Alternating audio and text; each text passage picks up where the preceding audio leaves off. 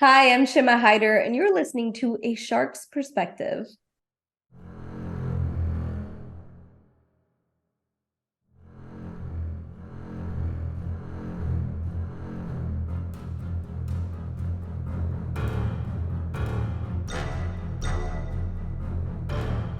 Welcome back and thank you for joining A Shark's Perspective.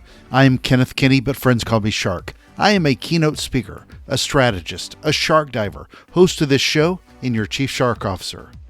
Selling today is dramatically different than it ever used to be. We've come so far, though, with websites and social media, digital content, and more. But the advantage of the internet is over. Buyers are living through these changes, yet many brands still don't understand that journey of where your information may reside and how consumers may view your brand as a possible choice. So how do we go about selling in the digital age? Shama Hyder is the CEO of Zen Media, a digital age strategist, a best-selling author, and a keynote speaker. And on this episode, we will discuss building a brand, selling in the digital age, posting and ghosting, is loyalty a lie, the advantage of the internet, avoiding regret, cost per acquisition, stumping a guest with a sharky question, aromatherapy in Zen gardens, the Dalai Lama and Barack Obama, beaches and mountains, and a lot more. So let's tune in to a Zen CEO with a shark whose Zen is in the ocean on this episode of A Shark's Perspective. Shama, welcome to A Shark's Perspective. If you will, tell us a little bit about your background and your career to date, please.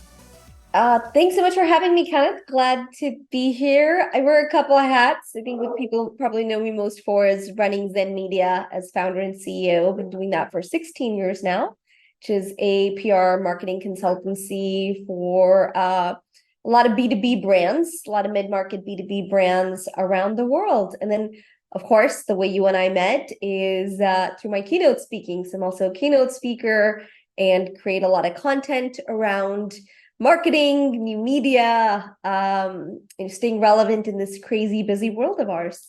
So how much of your role is dedicated to speaking versus running the agency? Because I know they both help grow each other, but if you had to sort of guess a split, what do you think? Yeah, at this point in my career, I'm just a lot pickier about where I speak and who I want to, the wonderful thing I think as you grow in any career is that you get to be more selective. And I would say that's true for me, certainly where I am, being selective about who we work with, even at the agency, even doing keynotes, so much of it comes down to spending time with people that you want to spend time with and really genuinely connect and enjoy. So to kind of short answer to your question is it's a combination, right? So certain months there's more keynote activity, and then other months I'm more hunkered down in the agency side. The reason that I've got a great team on the Zen Media side, but we'll see that. I think that makes it, astoundingly easier. And so I weigh in more with the vision, the creative, the strategy. That's the part that I really love to play in. The team does, the execution, and God bless them, runs the company, right? It's just it's certainly not just me. On the keynote side, what's interesting and kind of fascinating for me is that being able to run an agency, I'm in the trenches every day.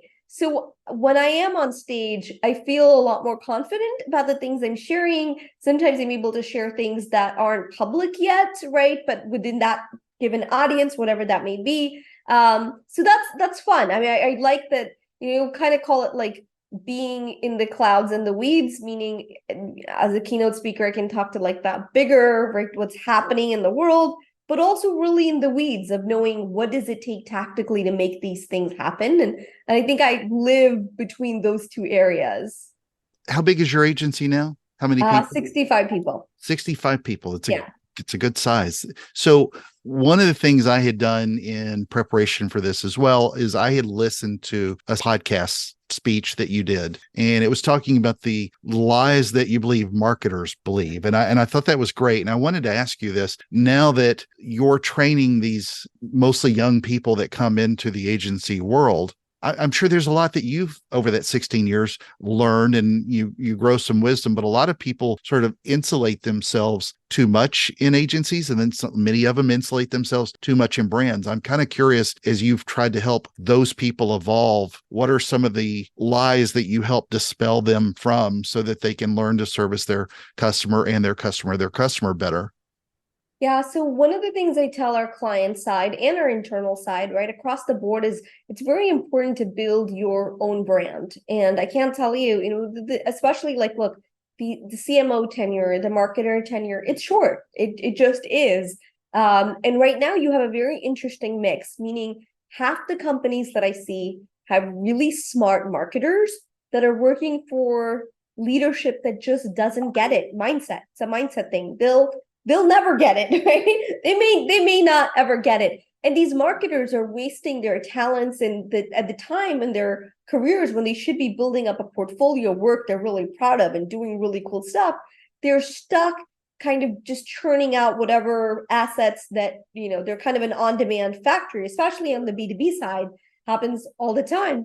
And then you have the other side of the companies where you have really smart leadership, smart CEOs, C-suite with marketers that just don't have the chops. And I mean, some of it is just they don't have the skill set, right, that you need to be able to. And we see that all the time. We work with companies on both sides of the spectrum. And so I think that's kind of what's fascinating now. And I tell folks across the board, look, jobs come and go, right? Whether agency, brand, whatever you want to say, but a career is forever. So build that career both through the work that you do, your reputation internally and how you show up, and also the story that you tell, right? So Kenneth, you and I are in the storytelling business. That's the business we're in.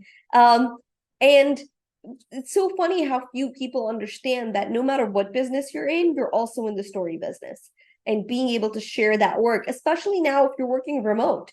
I think that's even more, and I think this big backlash to remote work is not so much where people work from, but a lack of leadership knowing how do you manage people who work remotely, and then how do you work well remotely. I don't these are all skill sets nobody really teaches.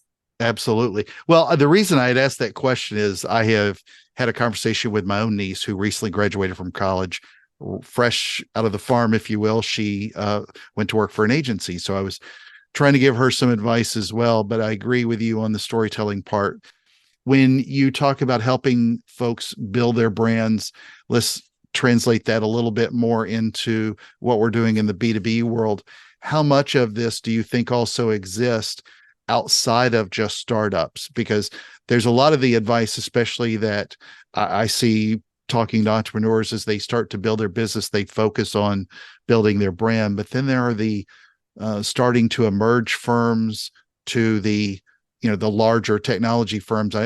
There's a level of building your brand inside of there. And I don't know if that's the right way to ask the question, but I think you know what I mean from a different levels of PR support or brand building. How do you sort of look at the types and sizes of companies you work with to help build their brand? Yeah, so all branding and marketing is not equal, right? Meaning your needs when you're a startup are going to be different when you have traction and then when you're an enterprise.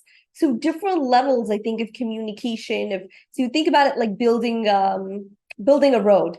First you start with like that dirt road, then you might have a paved road, then you have a highway. And so the needs of a company are going to differ based on the size you're at and where you're trying to accomplish. For startups, it's much more, you have to have the basics right. What's your differentiator? Who are you? Why should anybody listen? Right? When you have some traction, you've proven market fit. And so that it's a little bit different. Now, internal comms matters because you have people. As you grow, internal comms matters even more because now you've got, your people are your greatest asset. And so how you communicate with all your stakeholders. So just things like that, I think. And that's where brand can really be defined and redefined based on where you are within within the phases of your company.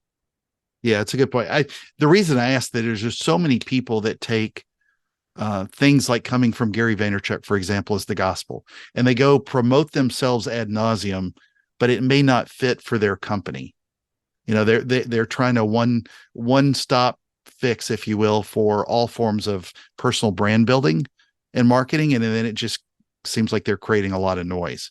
Yeah, my challenge with a lot of guru wisdom, right? Like I call street guru wisdom or Insta guru wisdom, is that they all tell you the same thing: start, start, start. And there is power. Let's not get it twisted. There's power in starting, but what I don't think enough people talk about is it's not hard to start something. Anybody can start a business, start something, putting it out there.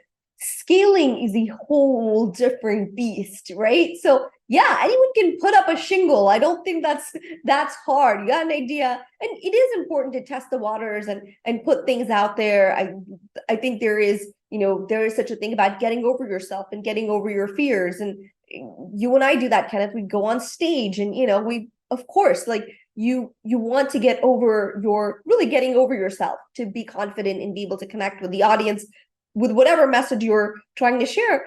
But then when it comes to actually scaling businesses, scaling a brand, these are very different sets of challenges than just starting a business. And that's why you do see so many things, sputter out. People are like, oh yeah, I was so excited, I started this. And then 3 months later, it's nowhere to be seen, right? Because yes, starting is important, but so is scaling. And that's really so much harder than starting. And I think that's probably why people don't talk about it that much either, because it is harder. It's not nearly as sexy as just starting things or putting yourself out there, throwing up a few Instagram posts, whatever it is, right? TikTok videos, because scaling requires strategy. It requires sitting down and doing the hard work and investment of time, energy, people. It just requires more lift.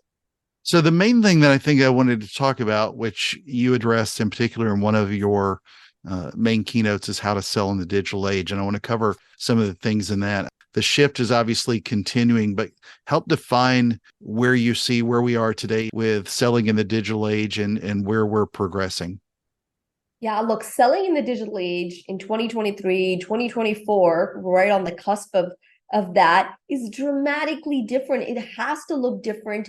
And the companies that are really struggling are the companies that haven't got the memo or aren't willing to embrace the fact that the buyer today is so much more empowered than they ever were, right? So before it was like a nice to have, a website was a nice to have, being on social channels nice to have. When these nice to have things become necessities, the game has changed. And let's take a very micro example. Let's take SEO, for example, right? So this is how you manage to get people who are already in the market for your services. Someone's looking for a B2B marketing agency. I want to pop up for it, whatever, right? You're trying to get that market share.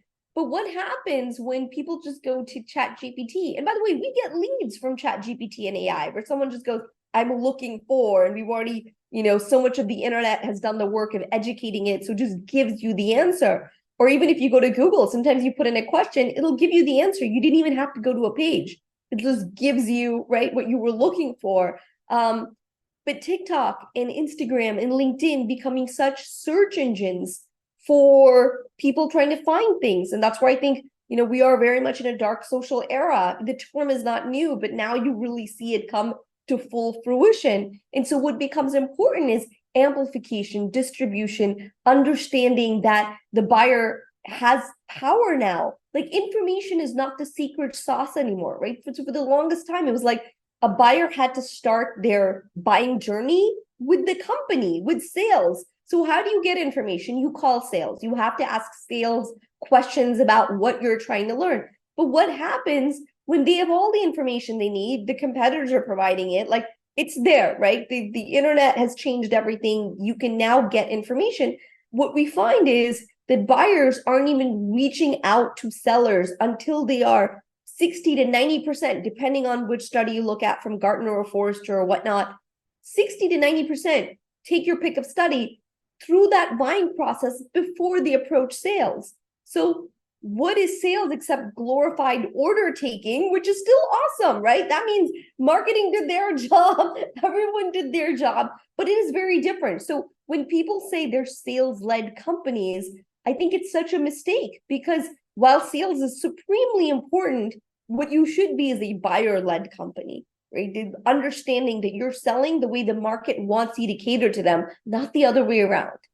Would you differentiate that answer in a lot of B2C? And I know you primarily work in B2B, but in B2C, where maybe it's a lot more lead driven business, especially when you consider, the way I buy an enterprise software is obviously much different than I buy a dishwasher.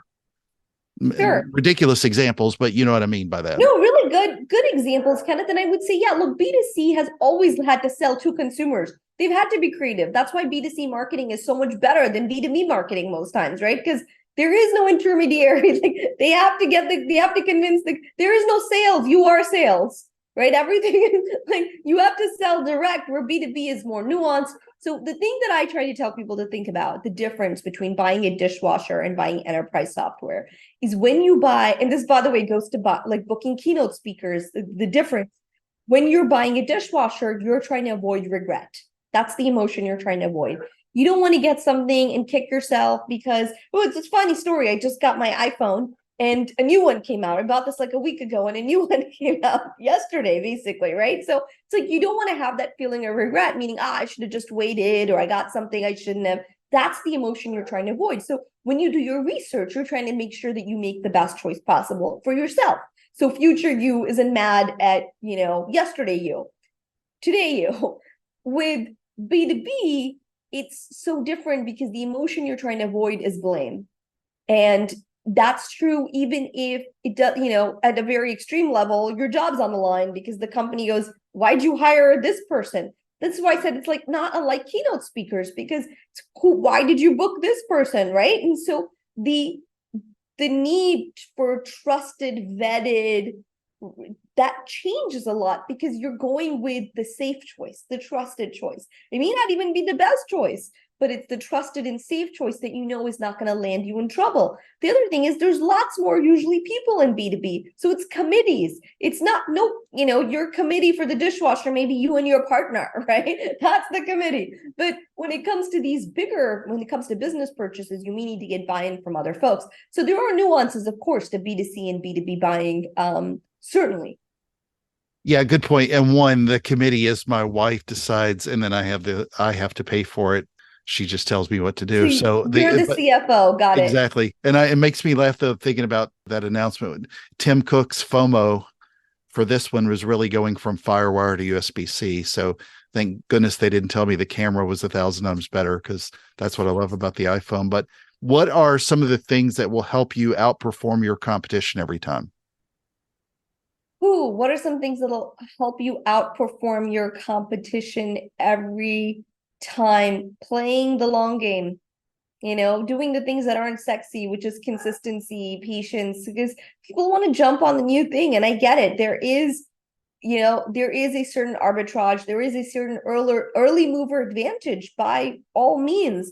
But there's also something to be said about consistently showing up and doing a solid job, and patience. I mean, this is the other part of it, right? Because I think part of our kind of overnight Amazon, Uber's 3 minutes away, it lulls us into the sense that our results should be the same. And when that pattern doesn't follow, it can be jarring.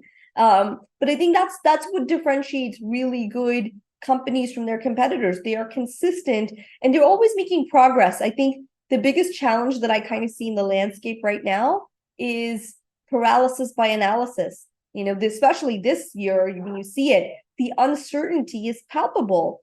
But the way people respond by not doing anything or just kicking the ball further down the field, it just in every area, I think that's really the worst thing, because not making a decision is still a decision. Agreed. Well, part of that also is gotten so accelerated in the digital age. And I know I've heard you on a podcast or something talking about differentiation, but with that first mover advantage, and then everybody moves in that direction. How do you sort of look at differentiating yourself today in the digital age and doing that to at least develop your own unique flavor that the competition will ultimately try to copy, but you can still own your own?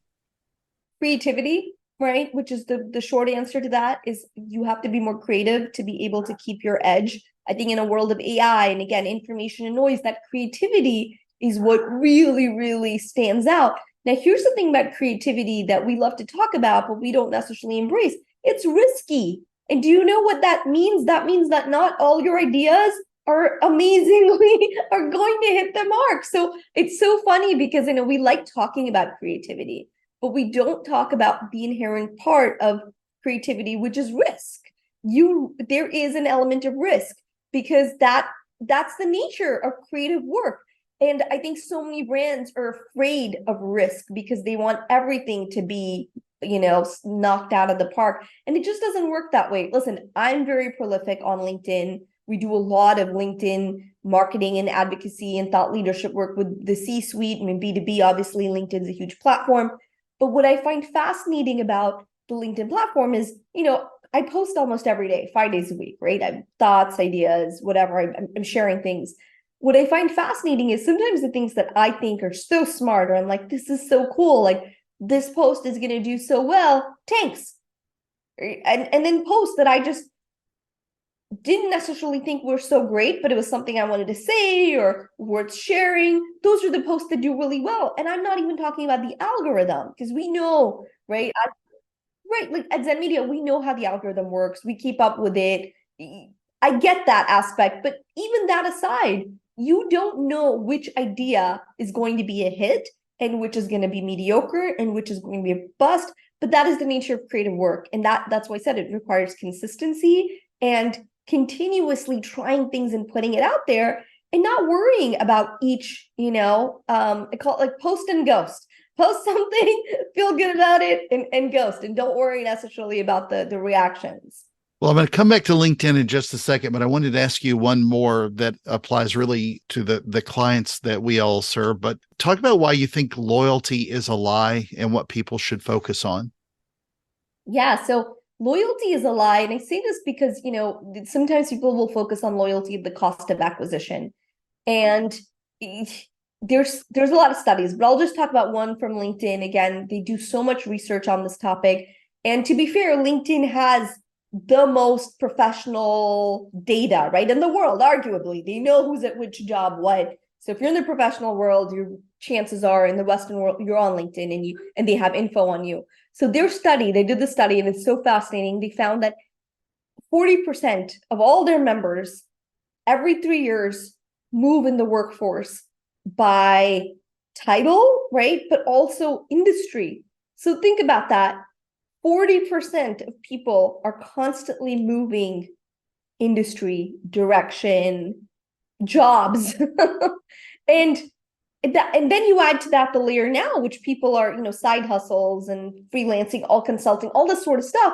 And it really speeds that up. So if you're focused on loyalty and this, I got to get this at the cost of acquisition, and this is why also I think, being able to tell the broader story, and even if you're B2B, making sure that your brand is well established outside your customers and respected by that outside your customers becomes so important, right? Because you're 40%, the data will show you 40% of folks that you're talking to right now that you are trying to get to be loyal to you in 3 years will switch careers and industries, and there'll be a whole new cohort. So, well, one last thing I wanted to touch on that you bring up as well. You mentioned it earlier with leads and costs, but if we were to look at lowering CPA, cost per acquisition, what advice would you give a business today as how they go about doing that? There's so many factors, right? Yeah, that's such a loaded question. We could talk for about 20 hours on. Yeah, here's what I would say. Cost per acquisition has gone up. It's gone up across the board. T-Mobile just laid off 5,000 people. And in the letter from the CEO, he talks about, and he said, cost per acquisition has gone up tremendously. And that you can see it with Netflix. You can see it with Hulu. Everybody's facing the same thing because the advantage of the internet is over. And it's not to say it's not an advantageous tool. It's a platform, obviously. I just think it's funny because we still call it digital. And I'm like, but today our lives are so intertwined. We don't even think about it sort of separately. But yeah, I think that's the biggest part of it is the arbitrage that you had with social media, like Facebook ads. If you ran Facebook ads, a couple of years ago, 5 years ago, it was tremendous. You just don't get that ROI today. Same thing. If you were one of the early movers of the internet, you had a tremendous advantage. Welcome to competition. It's no longer, right, like secret sauce. So in that way, you have to continue to evolve too. But I think that's important to note is when you say, I want to bring down cost of acquisition, you have to look at this across the board and say, but am I trying to compare this to my numbers 10 years ago, right? Or 5 years ago? And then, of course, there's a lot to be said about brand, because a lot of times when people have just been running ads and those ads keep getting expensive, then they wonder why they're paying so much. It's because you haven't done anything in brand, which is a longer term payoff, but it's important. And so I think that's also kind of fascinating, as people tend to get stuck on, just if you put all your money in advertising and you've never built that brand, there comes a time where you pay the piper. Now, the companies that we see who invested in brand performance, that have a very much more holistic approach to how they look at marketing, now that's very different. And they succeed because they've maximized and they have made their cost per acquisition that much more optimal because people know who they are. All right. Well, Shama, I ask everyone who appears on the show, and you're in one of my favorite places, or near one of my favorite places to dive. What is your favorite kind of shark and why? Do you have any shark stories? Wow, I've never been stumped on a question before on a podcast. This is usually the oddest question that people get asked. So I will say my favorite shark is a hammerhead shark. Well, And again, differentiation. here's why. It's because it's my 4-year-old son's favorite shark, and that's the only name that he has a big shark, and he says, this is a hammerhead shark, and he runs around with it. So I'm gonna go with that. Now, I know nothing about hammerhead sharks. Not nearly as much as I do about all these other things we talked about. But yes, that's my final answer. It's a hammerhead shark. Yes. Good one. Well, you can find them between Jupiter and Bimini at a certain time of the year. You can find a great deal of hammerheads, especially great hammerheads are amazing to see closer to Bimini. But anyway, well, Shama, it's that special time of the show. Are you ready for the 5 most interesting and important questions that you're going to be asked today? Go for it. All right. You wrote a book about Zen marketing and social media, but let's talk a little bit about Zen. From a Zen perspective, would you rather have a Zen garden or do aromatherapy? What makes you feel better? So the Zen of social media marketing is what you're talking about. Yeah, that was my first book. Aromatherapy. Something about good scents. Yeah, I agree. Smell of the beach. Number 2. All right, which do you enjoy more, being a speaker, a keynote speaker, or a CEO? Ooh. Granted, I don't want to overcomplicate that, because I don't want your employees know that you love them, but what do you enjoy more? The keynote speaking part for sure, because it's just so amazing to be able to touch so many lives in a very short amount of time and be able to see it, right? So as a CEO, the things that you're doing, a lot of the decisions you take, you don't see the impact for 18 months down the road, if not longer. As a keynote speaker, when I get off stage and I get messages or people waiting off stage and saying, wow, you really got me to think about something differently, that's so powerful. So yeah, I would say in terms of like instant gratification or much more immediate gratification, yeah, speaking. All right, number 3, because I read that you've done this. Would you rather share the stage with the Dalai Lama or Barack Obama? Ooh, There's no wrong answer in that. yeah. I'll say ex-President Obama. Okay, fair enough. All right, number 4, would you rather go to Key West or to the Rockies? The Rockies. Okay, fair enough. All right, number 5, and the most important question that you're going to be asked today is biscuits or cornbread? Cornbread, like the sweet kind. Fair enough. All right. So, Shama, where can people find out more about you, more about your company, about your speaking, where to follow you on social, and a lot more? Yeah, I would say for anybody listening here, or LinkedIn's probably a good safe poison, and I'm there quite a bit. And certainly you can find me at shamahyder.com and of course the agency we talked about, which is Zen Media. Shama, thank you again for being with us today on A Shark's Perspective. Thanks for having me, Kenneth.